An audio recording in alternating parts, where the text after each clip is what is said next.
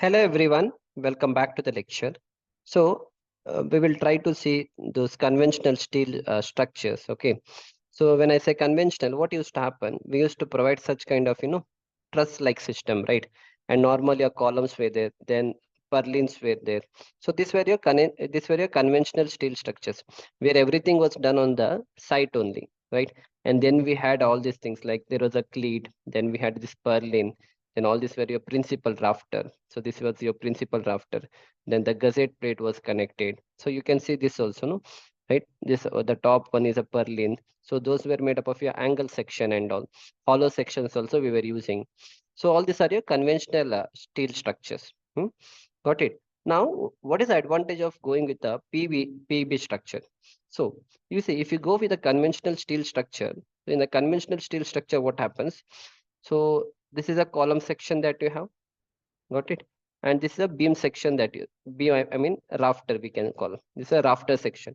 So here throughout its length and throughout the height of the column, what is happening? The size remains the same, isn't it? Maybe I'm using ISMB 400 and I'm using ISMB 400 Indian Standard Medium Beam.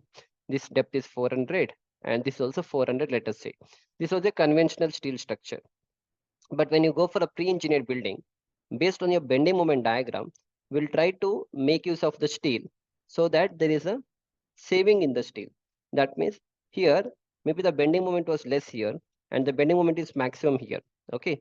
So what I did, since I know that bending moment is less here, we'll go with this kind of section that since the bending moment is less, we'll go like this. And here the bending moment is maximum. I'll go with a section like this. So what happens? Since the bending moment was maximum here, I've given a bigger size here. Okay. But here the bending moment was less. No. So a small size is given.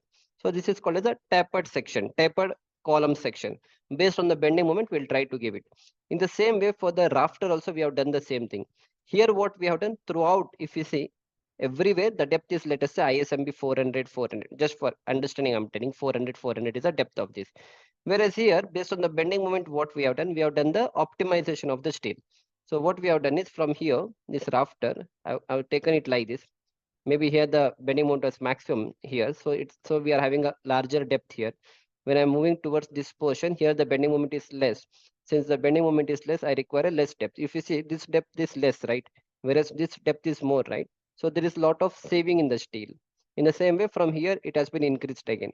You're getting my point? So that is why in the pre-engineered building, what we do, we make use of this plate section. And with the help of the plate section, 3 plate section we try to use, one for the flange, one for the web, and one for the flange, other for the flange. And then we try to do the welding of those plates. And based on our bending moment diagram, we try to do such kind of section. This is called as a tapered column section, and this is called as a rafter.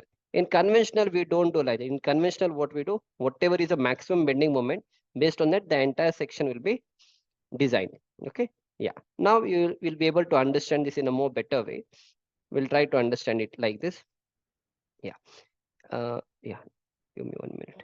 Let me keep it here. Yeah. In a conventional steel building, mill produce hot rolled section, that is beams and columns are used. The size of each member is selected on the basis of the maximum internal stress in the member.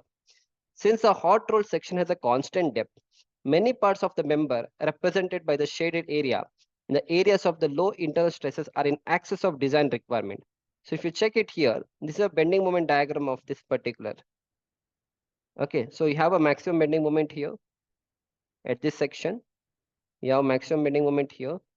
Okay, and then what happened from here, your bending moment is less, and from here again it is increasing. So this is a bending moment of your frame, your rafter.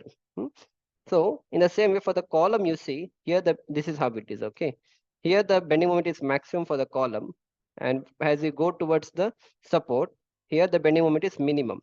So since we know the bending moment is minimum here, okay, this is for conventional steel. Okay, but in conventional steel, what we do, we don't consider all these things.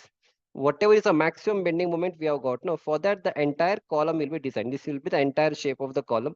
This will be the entire shape of the column. So what is trying to tell us now, it is mentioned the same thing, that here the size of each member is selected on the basis of maximum internal stress in the member. And along with that, he has also mentioned in areas of low internal stresses are in excess of design requirement. So the shaded area, you can see, this much area of shade, which is shaded here, and this much shaded area. This is actually excess steel what we have provided in the conventional steel. In the same way for the rafter also same thing. Here also same ISMB 400 we might have given throughout. But actually your bending moment is something like this. You can see, here you require maximum, here support maximum is required, here near the support maximum is required. But what we have done in conventional, throughout we have given the same shape. Again, this shaded portion, what you can see, right? So it is excess steel we have given. So there is no proper optimization of the steel here. But when you come to the pre-engineered building, that is PEB frame.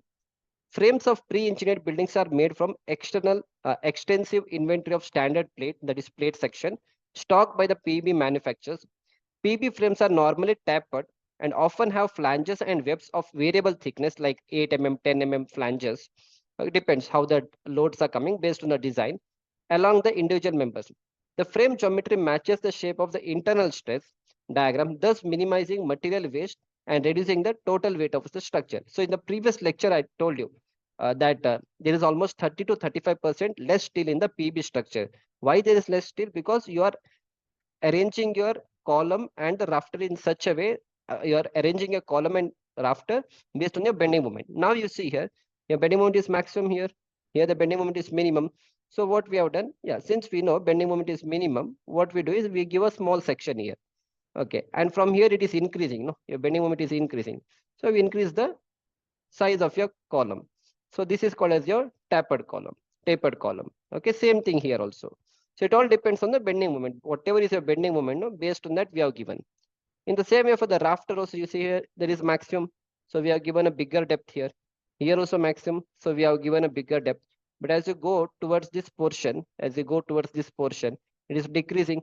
So it is decreasing like this. Again, it is increasing like this. So again, we have increased it like this. Again, it is increasing. Okay. Again, it is increasing. So again, we have increased it like this. So what has happened? There is a lot of steel which has been saved here. So there is optimization. So that is why we are going with a pre-engineered building. So it all depends on your bending moment diagram. So understood the concept why we are going with the pre-engineered buildings. Got it? Yeah. Now coming to the application parts and all. So again, see, almost for all the industrial buildings, we are going with PEB structure, warehouses, then office and schools, showrooms. If you have gone through this IKEA showroom, even there also it's made up of PEB structure, aircraft hangar. Then all the metro stations, if you go, everything is a pre-engineered building only. Okay. Then apart from that, industrial building, warehouses, supermarket, office, metro station, showrooms, aircraft hangar, agriculture buildings, community. Even nowadays, even this thing, what is that? RCC building also, I mean G+4, G+5, residential buildings also, people are going with the steel structure. Okay, I mean the PEB structure. Again, you see this is one of automobile industry. So this part, you can see all these buildings which is behind, everything is a pre-engineered building. All these are your PEB structure. If you see here, also everything is, all these things are your pre-engineered building. Okay, everything is PEB here. Okay, all these are the warehouses and all. Again, if you see here, everything, all these are your PEB structures, and over that they have installed those solar panels and all. Again, if you see here, this is also PEB, this is also PEB structure, PEB. This behind this part is PEB. Usually, when you construct this, what is that? Automobile industries and all, warehouses and all, one front office will be usually it will be made up of RCC. This front office, what you can see, it will be made up of RCC, and all other thing for storage purpose, for assembly line, everything that will be made with the PEB structure. But sometimes if the client says that no, even the office building also, if you want with the steel structure with PEB, you can do that. Okay, it's totally up to the client's requirement. Yeah. So this was all about the about the PEB buildings. How is the bending moment of the PEB building? What are the applications of that? In the next lecture, we'll try to understand the component part, right? So what are the different? These are the different components that we have in the PEB, which we haven't discussed so far. We'll try to understand about all these things. So I'll see you back in the next lecture. Thank you.